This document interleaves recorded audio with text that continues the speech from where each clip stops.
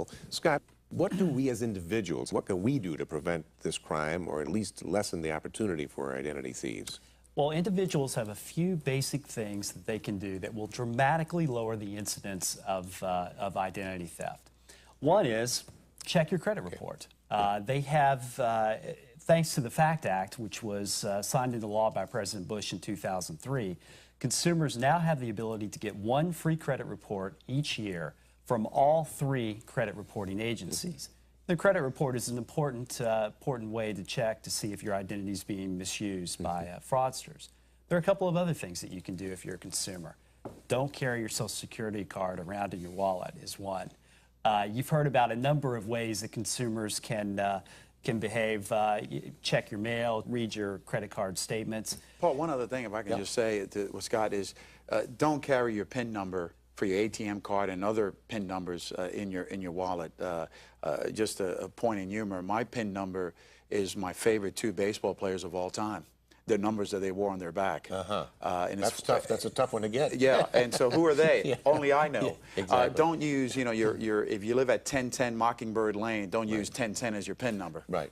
All the common things that you would normally do, your birthday or things like that. Right. And it's a good bet that if you use it on one thing, you probably use it on 20 others, so you don't have to remember all that stuff, right? I mean, it's tell the truth. You know, say, man, you keep a list of it in your refrigerator. Right. Well, that also brings up the point of changing your password. I know that's a difficult thing because you can't remember what your last password, but updated firewalls and changing your password frequently is also good practice. We talked about the credit reports, which are very important to get, and they're free. One a year is free from the 3 reporting agencies. This is a good time to show you how you can get those reports. Stuart Pratt, president of the Consumer Data Industries Association, explains. Hello, I'm Stuart Pratt, president of the Consumer Data Industry Association. We represent consumer reporting agencies, or credit bureaus, as they are often called.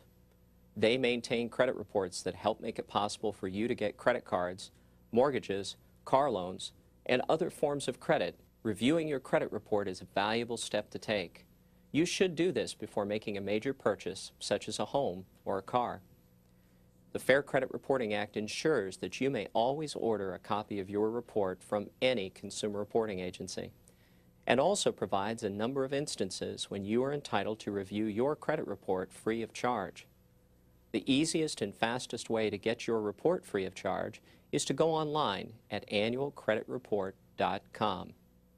We believe an educated consumer functions best in the marketplace, and understanding your credit report and the information in it is critical to this process. That's very good advice. Checking your credit report is one way to spot identity theft before too much damage is done and to begin to clean up the record. If you are a victim of identity theft, you have access to that credit report more than one time each year. Yes, because you want to keep track of it and what's going on. Absolutely.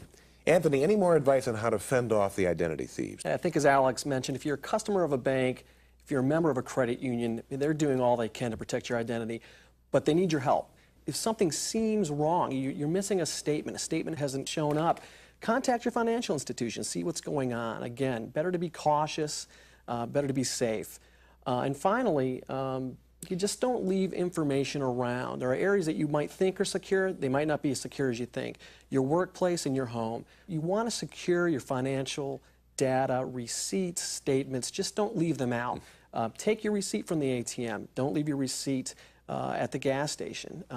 Again, you can't protect all chances of identity theft, but there are a lot of things consumers can do. What about when we're using computers, about putting a PIN number to actually access the computer itself? I think it's also best practice if you leave your computer on. You've gotten through the password protection part of your computer, but you walk away, whether it's home and you have people running around or it's at work, that you turn your computer off, because it very easily for someone to come in and look at all your documents or look at in other places and find personal information. And I even have a watch that what I could do if that was the case, that I could download it onto a thumb drive and walk out of your room or your office with some information. Right.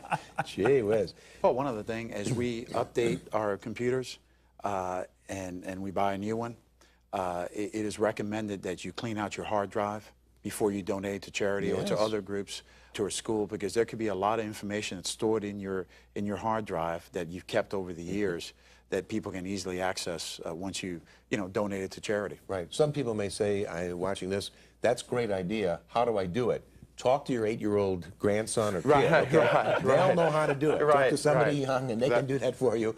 Okay, we've talked about some sophisticated things here now, but there's still more that we need to emphasize. Scott, like signing new credit cards as soon as possible and things like that. Well, that's one of the most important things that you can do. Just sign your cards. It's a verification mechanism that people can use to make sure that it really is you. They match signatures. Another thing that's emerged that I actually think is a very good idea, I've seen more and more merchants lately asking for IDs when you present your credit card. That is not a bad thing if you're a consumer. But a couple of other things, Anthony mentioned the ATM transactions earlier, and make sure that people aren't looking over your shoulder to try to get your PIN number. Finally, solicitors don't need your personal information. They don't need your Social Security number. They don't need your credit card number. If someone's just calling, and we've heard stories about that today, of phishing instances, people asking you to provide this information, you don't need to do it. Your financial institution knows your customer information. If you get that request, the best thing to do is to hang up or to log off and contact your institution yourself and find out if that really is the case. These are some straightforward things to do to protect your information and yourself, but what happens in a disaster? Alex, you're from Florida. You know a lot of them. This is something that everyone should do, no matter where you live, whether you're in an area of a zone where disasters could happen. It doesn't really matter. Everyone should look in their home and in a simple manila envelope, put in that manila envelope birth certificates, other sensitive documents like financial account numbers and other identification marks that you may have. Put it in that envelope and put it in a drawer where you can remember. These are difficult times when these disasters happen, whether it's floods, hurricanes, earthquakes, or others. Be ready to take that manila envelope with you in time of evacuation, so you'll have those sensitive documents with you.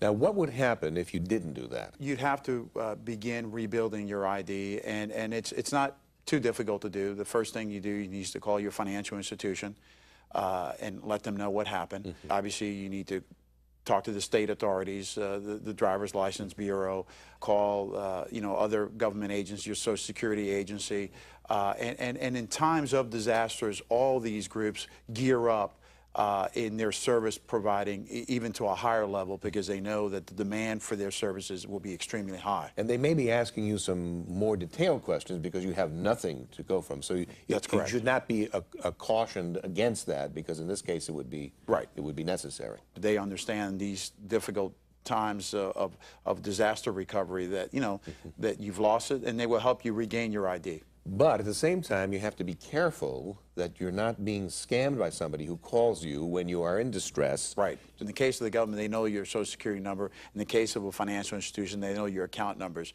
So be leery on who's on the other side of that phone call. Do not give out your credit card numbers or your Social Security numbers. It seems